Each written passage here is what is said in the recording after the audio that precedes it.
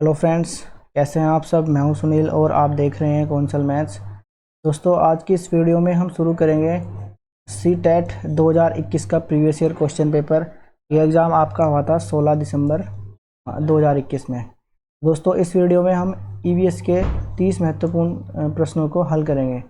चलिए देखते हैं क्वेश्चन नंबर 1। क्वेश्चन नंबर 1 है हमारे पास, कुड़ुख कहाँ के लोगों की बोलचाल की भाषा है, ये बताना है। ऑप्शन है हमारे पास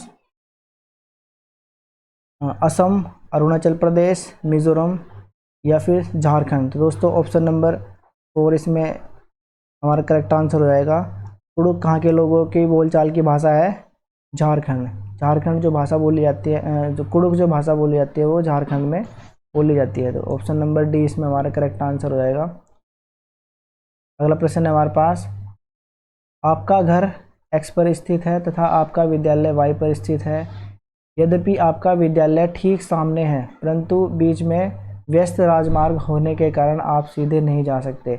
इसलिए पहले इसलिए आप पहले ठीक उत्तर में 100 मीटर दूर जाते हैं, फिर ठीक दक्षिण पश्चिम में 75 मीटर लंबी सुरंग पथ पार करते हैं और अंत में आप 100 मीटर की दूरी पर ठीक दक्षिण में वाई पर अपने विद्यालय पहुंचते हैं। वाई पर विद्यालय के सापेक्ष एक्स पर आपका घर कहाँ स्थित है।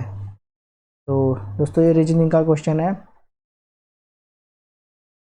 देखिए दोस्तों, इसमें इधर ये तो हमारा नॉर्थ होता है, ये ईस्ट होता है और ये वेस्ट और ये साउथ, ठीक है। तो वो कह रहे हैं कि एक्स पर यहाँ पर आपका क्या है, यहाँ पर आपका घर है, ठीक है।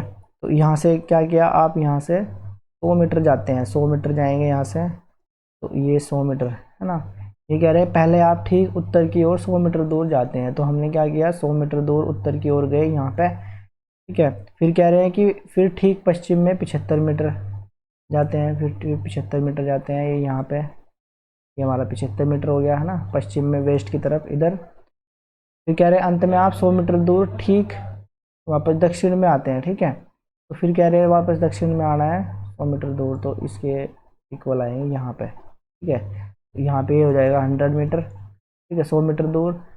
अब ये कह रहे हैं कि वाई पर, ये आपने एक्स से शुरू किया, एक्स पर आपका होम है, यहाँ पे वाई वाई है, ये आपका विद्यालय है, ये आपका स्कूल है, ये आपका स्कूल है और ये आपका घर है यहाँ पे। तो कह रहे हैं कि वाई पर अपने विद्यालय पहुँचने में, वाई पर विद्यालय के सापेक्ष आपका घर कहाँ पर स्थित है। तो अगर यहाँ से देखेंगे, ठीक है, तो आपका घर कहाँ पे है, तो यहाँ पे विद्यालय के सापेक्ष, विद्यालय के सापेक्ष कहाँ है, पूर्व में है, ईस्ट में, इधर है हमारा। अगर यहाँ से खड़े होकर देखते हैं हम, यहाँ से खड़े होकर देखेंगे तो आपका इस तरफ फेस होगा ना, ये फेस आपका इस तरफ होगा, तो एक्स की तरफ होगा, है ना, इस तरफ। तो एक्स किधर है, ये पूर्व की तरफ। तो क्या ऑप्शन नंबर सी इसमें हमारा करेक्ट आंसर रहेगा, 75 मीटर ठीक पूर्व में।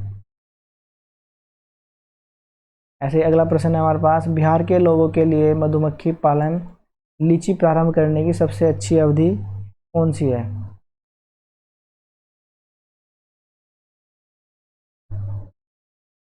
तो दोस्तों, इसमें ऑप्शन नंबर बी इसमें हमारा क्या करेक्ट आंसर रहेगा, अक्टूबर से दिसंबर।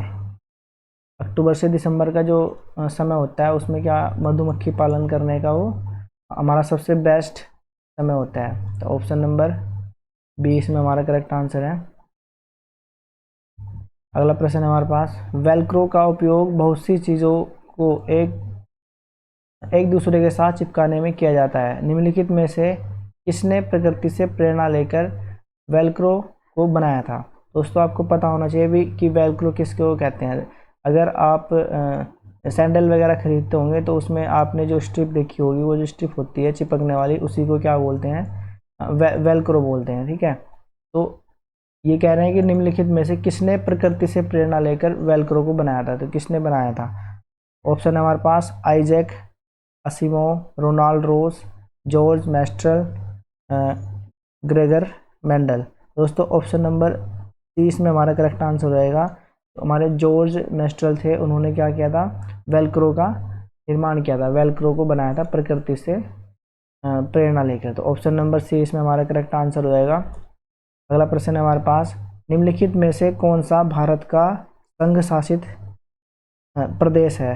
तो ऑप्शन है हमारे पास अरुणाचल प्रदेश, मणिपुर, मेघालय, जम्मू और कश्मीर। तो दोस्तों ऑप्शन नंबर डी हमारा करेक्ट आंसर रहेगा। जम्मू और कश्मीर क्या है, संघ शासित प्रदेश है। अगला प्रश्न है हमारे पास, हमारे देश के नीचे दिए गए राज्यों में से किसमें एल्यूमिनियम की खान है। एल्यूमिनियम की जो खान है वो कौन से राज्य में है ये बताना है। ऑप्शन है हमारे पास उड़ीसा, असम, बिहार या पश्चिम बंगाल। तो दोस्तों ऑप्शन नंबर ए हमारा करेक्ट आंसर रहेगा। एल्यूमिनियम की जो खान है वो कहाँ पे है, उड़ीसा में है। तो ऑप्शन नंबर ए हमारा करेक्ट आंसर है। अगला प्रश्न है हमारे पास, ब्रेल लिपि में मोटे कागज पर उभरे बिंदु बने होते हैं, यह लिपि डैश पर आधारित होती है। तो बताना है कि कितने बिंदुओं पर आधारित होती है ये बताना है। तो दोस्तों ऑप्शन नंबर है हमारे पास 5 बिंदुओं, 6 बिंदुओं, 7 बिंदुओं या फिर 8 बिंदुओं। दोस्तों ऑप्शन नंबर बी इसमें हमारा करेक्ट आंसर हो जाएगा। जो ब्रेल लिपि आधारित होती है वो 6 बिंदुओं पर आधारित होती है। तो यहाँ पे क्या आएगा, यह लिपि 6 बिंदुओं पर आधारित होती है। ऑप्शन नंबर बी हमारा करेक्ट आंसर है। अगला प्रश्न है हमारे पास, प्याज की फसल प्याज की फसल उगाने के लिए कई तरह के कार्य करने होते हैं। नीचे दिए गए चरणों पर विचार कीजिए और वह विकल्प चुनिए जिसमें इन चरणों को सही क्रम में दिया गया है। तो ऑप्शन है हमारे पास, देख लेते हैं। मृदा को खोदकर नरम बनाना, सबसे पहला इसमें कौन सा ऑप्शन आएगा ये बताना है, ठीक है। मृदा को खोदकर नरम बनाया जाता है, ये तो करेक्ट आंसर है, पहले नंबर पे आएगा। उसके बाद प्याज के ऊपर सूखी पत्तियों को काटना, ये नहीं आएगा। फिर उसके बाद बीज बोना, तो ये फिर दूसरे नंबर पे ये आएगा हमारा, है ना, बीज बोना। सबसे पहले क्या करते हैं, मृदा को खोद कर नरम बनाते हैं, फिर उसके बाद बीज बोते हैं, ठीक है। फिर खरपतवार हटाना के बाद यही आएगा हमारा। तीसरे नंबर पे क्या आएगा, खरपतवार हटाना, ठीक है। और फिर प्याज को उखाड़ कर निकालना, ये सबसे बाद में होता है, ठीक है।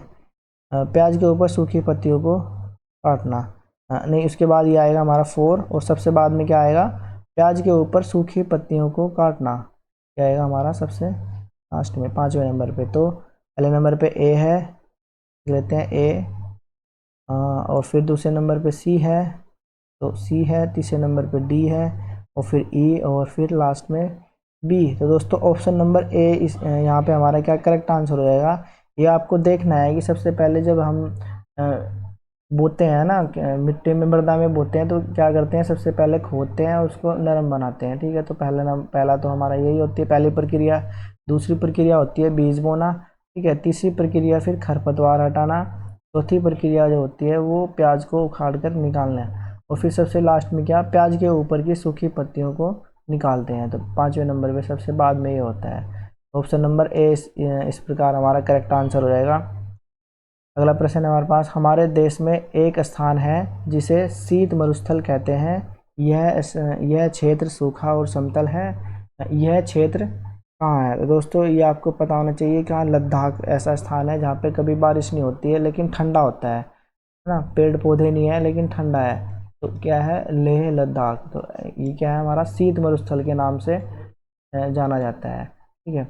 और जैसे हमारा राजस्थान है वो क्या है, वो ग्रीष्म मरुस्थल है ना, वो क्या गर्मियों के लिए फेमस है ना। गर्मियाँ सबसे ज़्यादा कहाँ होती है, रेगिस्तान में। और सबसे ठंडा मरुस्थल क्या होता है, लेह लद्दाख। तो ऑप्शन नंबर डी इसमें हमारा करेक्ट आंसर है। अगला प्रश्न है हमारे पास, नीचे दिए गए फलों और सब्जियों में से उन्हें चुनिए जिनमें बीज होते हैं। तो बीज वाले सब्जियां और फल बताने हैं। तो देख लेते हैं, करेला, करेले में होते हैं, खीरा, खीरे में होते हैं, चीकू में होते हैं, भिंडी में होते हैं, है ना। प्याज में नहीं होते हैं, नाशपाती में होते हैं, आलू में नहीं होते हैं, और टमाटर में होते हैं, है ना। तो इनमें से देख लेना है कौन सा ऑप्शन हमारा करेक्ट होगा। खीरा, चाकू, भिंडी, देखिए इसमें प्याज आ रहा है तो ये तो नहीं होगा। करेला, खीरा, इसमें आलू आ रहा है, ये भी नहीं होगा। करेला, खीरा, चीकू, भिंडी, नाशपाती, टमाटर, तो ऑप्शन नंबर सी इसमें हमारा करेक्ट आंसर हो जाएगा। इस तरह से सब में क्या होते हैं, बीज होते हैं। तो ऑप्शन नंबर सी हमारा करेक्ट आंसर है। अगला प्रश्न है हमारे पास, नीचे दिया गया कौन सा जंतु भालू जैसा दिखता है, परंतु भालू नहीं है। यह दिन के लगभग 17 घंटे वृक्षों की शाखाओं से उल्टे लटक कर सोकर बिताता है। कितने? 17 घंटे वृक्षों की शाखाओं से उल्टे लटक कर सोकर बिताता है और उसी वृक्ष की पत्तियों को खाता है। इस जंतु की औसत आयु 40 वर्ष है। अपने पूरे जीवन में यह मुश्किल से 8 वृक्षों पर ही घूमता है। तो दोस्तों ये आपको पता होना चाहिए। स्लोथ ना, ईवीएस की जो आप बुक पढ़ेंगे उसमें आपको मिल जाएगा। या स्लोथ, स्लोथ ऐसा जंतु है जो भालू जैसा दिखता है, ठीक है।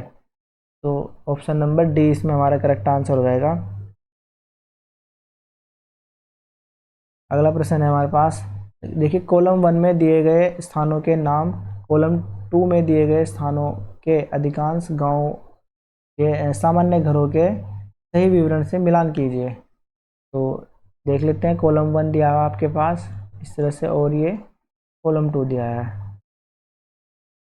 दोस्तों असम, असम में बताना है क्या होता है। पत्थर लकड़ी से बने घर, ढालू वाली छतें, तो ये तो नहीं होता है। पत्थर से बने घर, लकड़ी के फर्श और लकड़ी की समतल छतें, ये भी नहीं होता है। तो बांस के खंभों पर बने ऊंचे उठे घर, तो ए वाला हमारा क्या हो जाएगा, ऑप्शन नंबर 3 में जाएगा।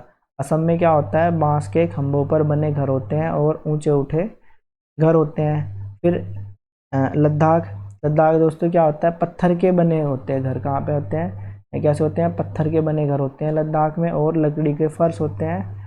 लकड़ी का फर्श इसलिए होता है क्योंकि ठंड अधिक होती है ना, और लकड़ी की समतल छतें, तो इसलिए ऑप्शन नंबर बी का हमारा क्या हो जाएगा, लद्दाख।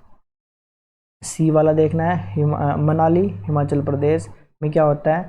तो इसमें दोस्तों पत्थर और लकड़ी से बने घर वाली ढालू छतें, ढालू छतें इस तरह की छतें होती हैं क्योंकि मनाली में क्या होता है, बर्फ़ सबसे ज़्यादा पड़ती है ना। तो बर्फ़ पड़ने के कारण क्या होगा, आपके छतों में क्या होगा, वो आसानी से नीचे ढल जाती है, तो इसलिए क्या होती हैं, ढालू वाली छतें होती हैं। तो मनाली का ऑप्शन नंबर ए इसमें ये फर्स्ट वाला होगा। और दोस्तों राजस्थान में क्या होता है, बर्फ़ के घर इग्लू या मिट्टी के घर, कटीली झाड़ियाँ से बनी छतें। राजस्थान में सबसे ज़्यादा गर्मी होती है, इसलिए वहाँ पे क्या होगा, ये वाला ऑप्शन हमारा करेक्ट होगा। मिट्टी के घर, कटीली झाड़ियों से बनी छतें होती हैं वहाँ पे। तो अब आपको देखना है कि ए वाला हमारा किस में आया, देखो थर्ड में आया, तो ए वाला थर्ड में, इसमें भी है, इसमें भी है, इसमें भी है। ये फिर बी वाला हमारा सेकंड में आया, बी वाला हमारा सेकंड में। तो दोस्तों ऑप्शन नंबर इसके अकॉर्डिंग ऑप्शन नंबर क्या हो जाएगा हमारा, सी वाला हमारा करेक्ट आंसर हो जाएगा। ए का हमारा थर्ड आ रहा है, तो बी का हमारा सेकंड आ रहा है, और सी का हमारा फर्स्ट, सी का हमारा फर्स्ट आ रहा है, और डी का हमारा क्या आ रहा है, वी वाला आ रहा है। डी का हमारा क्या है, वी वाला आ रहा है। ये हमारे करेक्ट आंसर हो जाएंगे, ऑप्शन नंबर सी। अगला प्रश्न है हमारे पास, हमारी पृथ्वी ग्लोब की भांति गोल है।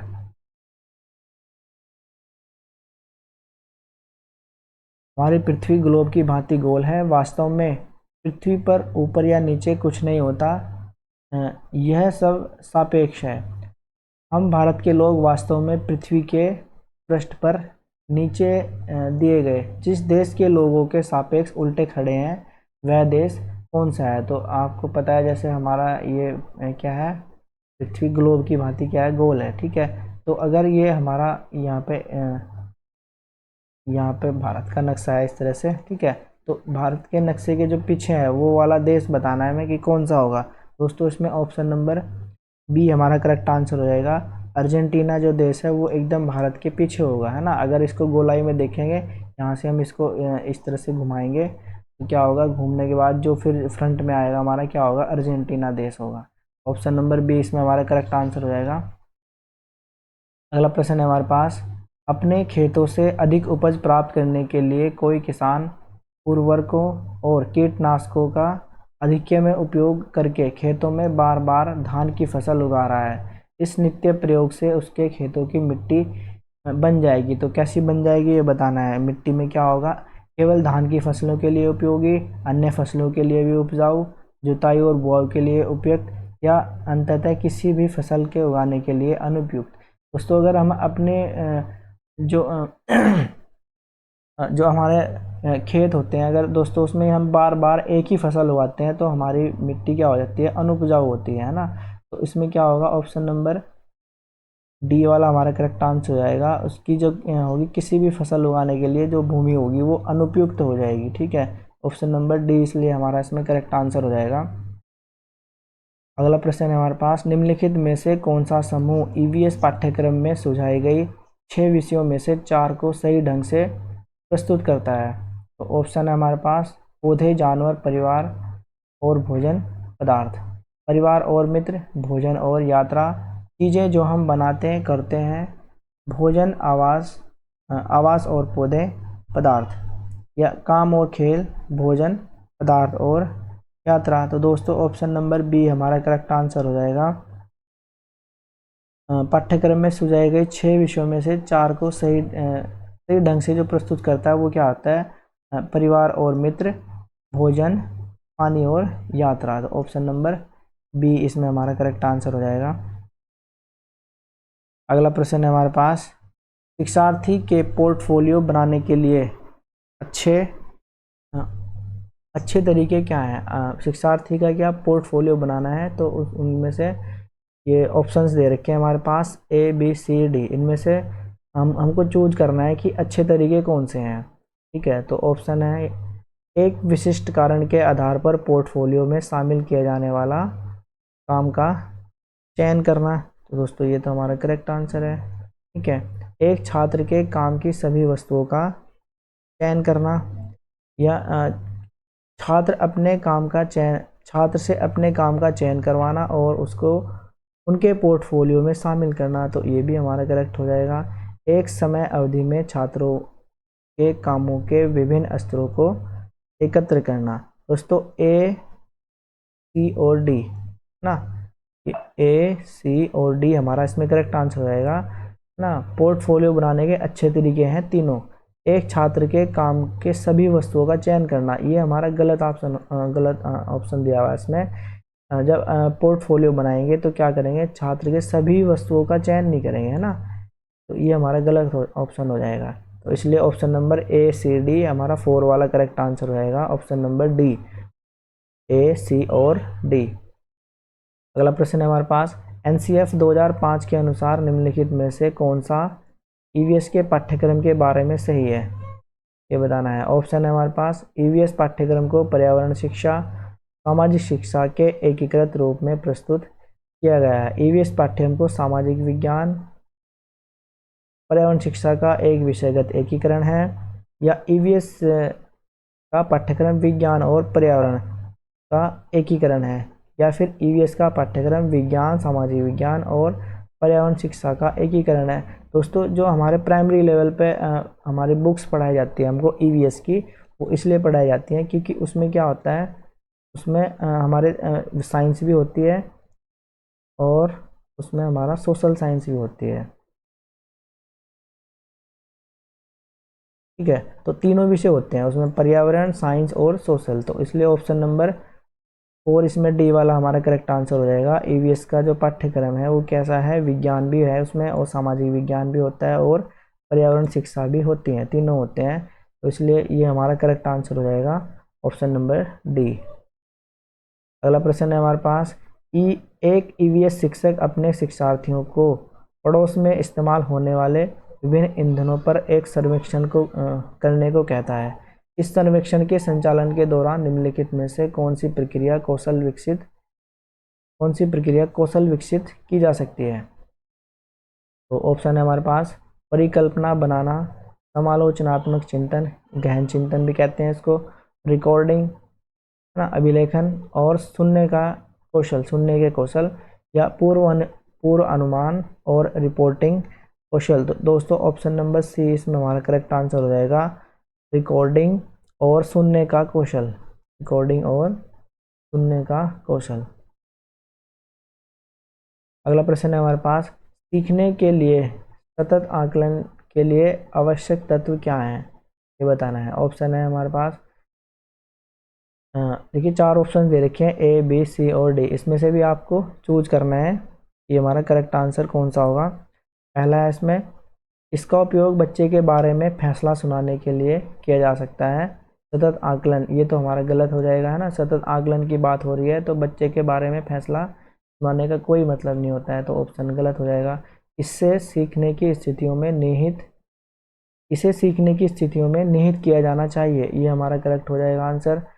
और यह शिक्षकों को उन शिक्षण अधिगम विधि को समायोजित करने की गुंजाइश प्रदान करता है, ये भी हमारा क्या हो जाएगा, करेक्ट हो जाएगा। यह क्या करता है, जो सतत आकलन होता है ये टीचर्स को उनकी शिक्षण अधिगम की जो विधि है उसको क्या समायोजित करने की गुंजाइश प्रदान करता है, तो ये भी करेक्ट आंसर हो जाएगा। डी है, सह शिक्षार्थियों को अपने काम की निगरानी और सुधार के लिए कोई गुंजाइश नहीं प्रदान, तो इसमें नेगेटिव वाला दे रखा है तो ये तो हमारा गलत हो जाएगा। तो ऑप्शन नंबर बी और सी, इसमें देख लेते हैं, ये दिया हुआ है डी, थर्ड वाला दिया हुआ है, केवल बी और सी इसमें क्या हमारे करेक्ट आंसर हो जाएंगे। ऑप्शन नंबर थर्ड वाला इसमें हमारा क्या करेक्ट आंसर हो जाएगा, केवल बी और सी। अगला प्रश्न है हमारे पास, कुणाल ने कपड़ों की बंधेज पर रंगाई पर कार्यशाला करने के लिए अपने विद्यालय में एक स्थानीय कारीगर को आमंत्रित किया।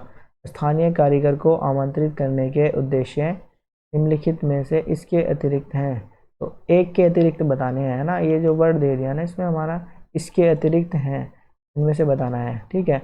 ऑप्शन है, शिक्षार्थी कारीगर के ज्ञान और कौशल की सराहना करें, शिक्षार्थी बंधेज की रंगाई में उपयोग हुई तकनीक की सराहना करें, या शिक्षार्थियों को स्थानीय भाषा सीखने में मदद करना, बंधेज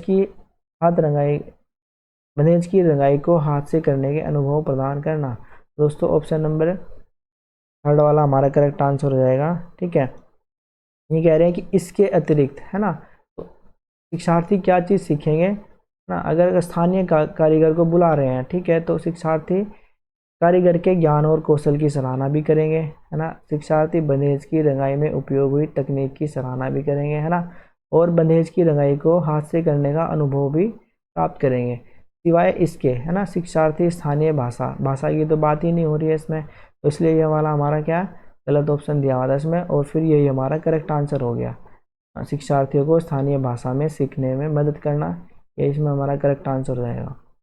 अगला प्रश्न है हमारे पास, मेहर के पास कक्षा में कुछ शिक्षार्थी हैं जो प्राकृतिक आपदा के कारण अपने मूल स्थान से विस्थापित हो गए हैं और उन्हें विद्यालय वातावरण में समायोजित करने में समस्या है, एक ईवीएस शिक्षक के रूप में आप क्या करेंगे ये बताना है। ऑप्शन है हमारे पास, धैर्यवान होंगे ताकि स्वाभाविक रूप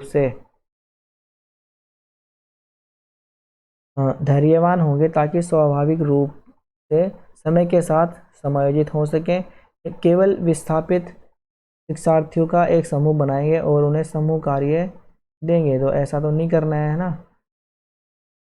धैर्यवान होंगे ताकि स्वाभाविक रूप से समय के साथ, ऐसा भी नहीं, हमें देखना है कि हमें टाइम की क्या अकॉर्डिंग देखना है कि समय के साथ अपने आप क्या एडजस्ट कर लेंगे बच्चे।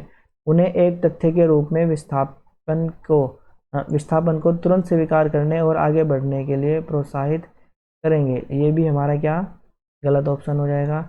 उन्हें अन्य शिक्षार्थियों के साथ बातचीत करने में मदद करेंगे ना, ये हमारा करेक्ट आंसर हो जाएगा, अन्य शिक्षार्थियों के साथ बातचीत करने में मदद करेंगे और उनकी कहानियों को भी साझा करेंगे, ठीक है। बच्चों के जो थिंकिंग होती है, उनकी सोच होती है, उनको इंक्लूड करना है, ठीक है, तो इसलिए ऑप्शन नंबर डी हमारा करेक्ट आंसर रहेगा, उन्हें अन्य शिक्षार्थियों के साथ बातचीत करने में मदद करेंगे और उनकी कहानियों को भी साझा करेंगे, ऑप्शन नंबर डी हमारा करेक्ट आंसर है। अगला प्रश्न है हमारे पास, संसाधन के रूप में समुदाय का उपयोग करने का तर्क यह है कि समुदाय में सभी ज्ञान को अनायास स्वीकार करने में मदद करता है, यह बिना प्रश्न करे स्थानीय ज्ञान को लोकप्रिय बनाने और प्रसारित करने में मदद करता है, या यह समुदाय की अपने बच्चों के अधिगम में हिस्सेदारी होती है और इसमें उन्हें शामिल होने की ज़रूरत है, या शामिल नहीं करने पर समुदाय नाराज होगा। तो दोस्तों ऑप्शन नंबर सी इसमें हमारा करेक्ट आंसर हो जाएगा, समुदाय को अपने बच्चों के अधिगम में हिस्सेदारी होती है, समुदाय की क्या होती है, बच्चों के अधिगम में हिस्सेदारी होती है और इसमें उन्हें शामिल होने की ज़रूरत है। तो ऑप्शन नंबर सी इसमें हमारा करेक्ट आंसर है। अगला प्रश्न है हमारे पास, आरोही ने अपने शिक्षार्थियों को अपनी कक्षा का मानचित्र खींचने के लिए कहा। ठीक है, अपनी जो क्लासरूम है उसका मैप बनाने के लिए बोला गया है। तो यह क्रियाकलाप डैश का विकास करने में सहायक होगा। तो किस चीज़ का विकास होगा ये बताना है। ऑप्शन है हमारे पास पूर्वानुमान और गणना कौशल। तो गणना की तो बात ही नहीं हो रही है इसमें, ये तो गलत ऑप्शन हो जाएगा। आंकड़ों का अभिलेखन, इसकी भी बात नहीं हो रही है। अभिविन्यास और सापेक्ष स्थिति की समझ, भू दृश्यों को खींचने का कौशल। तो दोनों में से हमारा क्या हो जाएगा, सी वाला हमारा करेक्ट आंसर हो जाएगा। इस चीज़ की बात होगी इसमें, अभिविन्यास होगा और सापेक्ष स्थिति की समझ ना। क्लासरूम के बनाने की बात कही है तो बच्चे क्या करेंगे, क्लासरूम जब इसका जब मैप बनाएंगे तो वो आसानी से बता सकते हैं कि यहाँ पर हमारी मैम बैठती हैं और यहाँ पे ये बच्चे बैठते हैं। इस तरह से कौन से बच्चे का स्थान कौन सा है। ठीक है, तो क्या होगा, सापेक्ष स्थिति की समझ होगी। ऑप्शन नंबर सी इसमें करेक्ट आंसर हो जाएगा। अगला प्रश्न है हमारे पास, निम्नलिखित में से क्या पाठ्यचर्या के विकास के लिए मार्गदर्शक सिद्धांत नहीं है। तो ऑप्शन है हमारे पास, विद्यालय ज्ञान को बाह्य विश्व से जोड़ना, सुनिश्चित करना कि अधिगम रटंत विधियों से परे हो जाए, या परीक्षा को आसान बनाना, पाठ्यचर्या को समृद्ध करना ताकि यह पाठ्यपुस्तकों तक सीमित न रहें। तो ये भी हमारा करेक्ट आंसर दे रखा है और ये भी करेक्ट है और ये भी। तो निगेटिव वाला बताना था इसमें, मार्गदर्शक का सिद्धांत नहीं है। ऑप्शन नंबर सी हमारा करेक्ट आंसर होएगा, ये थर्ड वाला कि परीक्षा को आसान बनाना। ऑप्शन नंबर सी इसमें हमारा करेक्ट आंसर है। अगला प्रश्न है हमारे पास,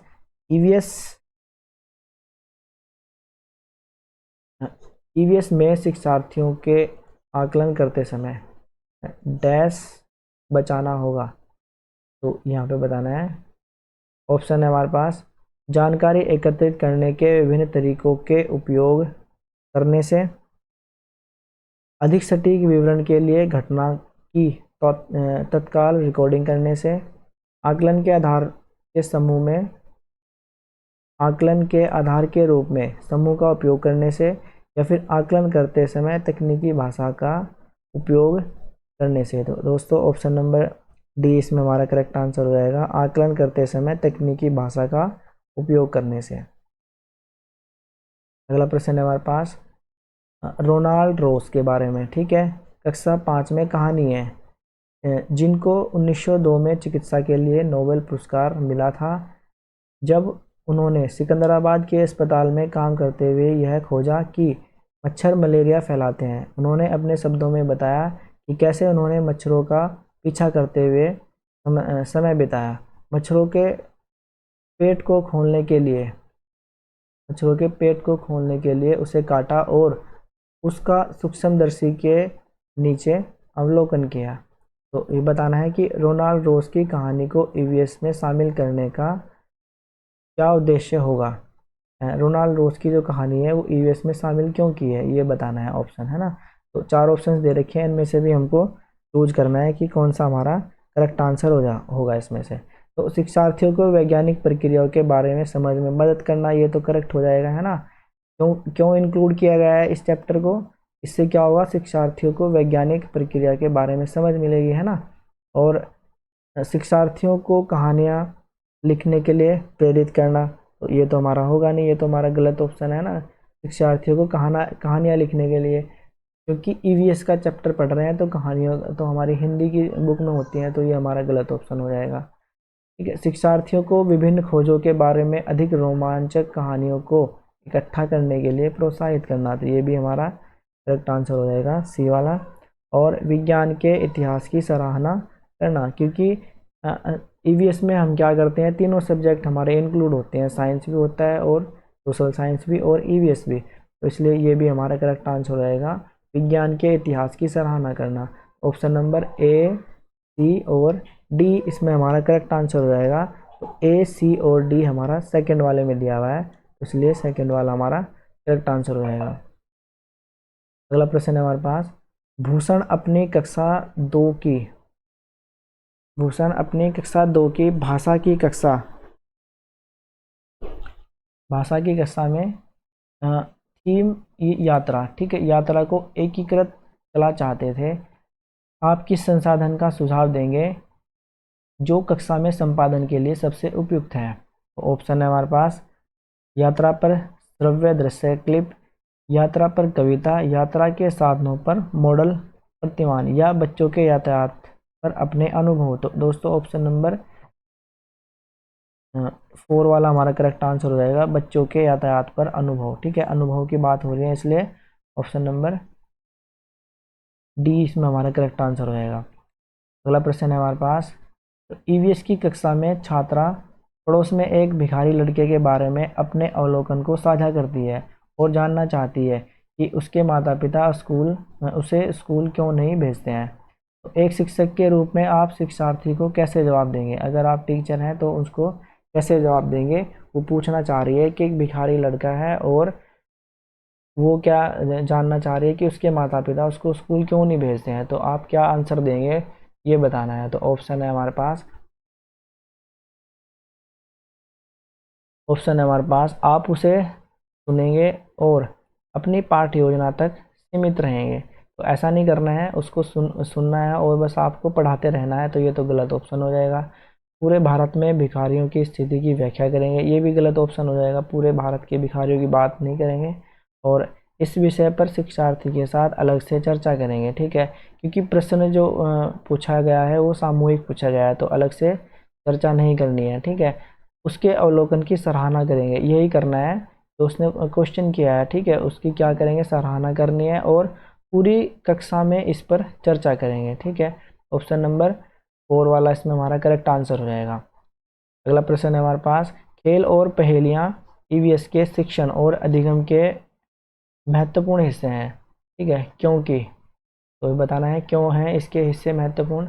ऑप्शन दे रखे हैं हमारे पास, वे कक्षा की एक रस्ता से विराम प्रदान करती हैं, वे शिक्षार्थियों को मजे करने का समय प्रदान करती हैं, या वे शिक्षार्थियों को अपने आप स्वरूप खोजने देती हैं, या इनका कक्षा में संपादन करना आसान है। तो दोस्तों ऑप्शन नंबर सी वाला इसमें हमारा करेक्ट आंसर हो जाएगा, वे शिक्षार्थियों को अपने आप स्वरूप खोजने देती हैं। ठीक है, जब कोई शिक्षार्थी क्या करेंगे, अपने आप से करेंगे किसी भी काम को, तो वो क्या होगा, उनके लिए बेटर लर्निंग होगी। तो ऑप्शन नंबर सी इसमें हमारा क्या करेक्ट आंसर हो जाएगा। तो दोस्तों इस वीडियो में हमने ईवीएस के 30 महत्वपूर्ण प्रश्नों को हल किया है। अगर आपको यह वीडियो अच्छी लगी है तो शेयर कीजिए अपने दोस्तों के साथ और सब्सक्राइब कीजिए हमारे चैनल को।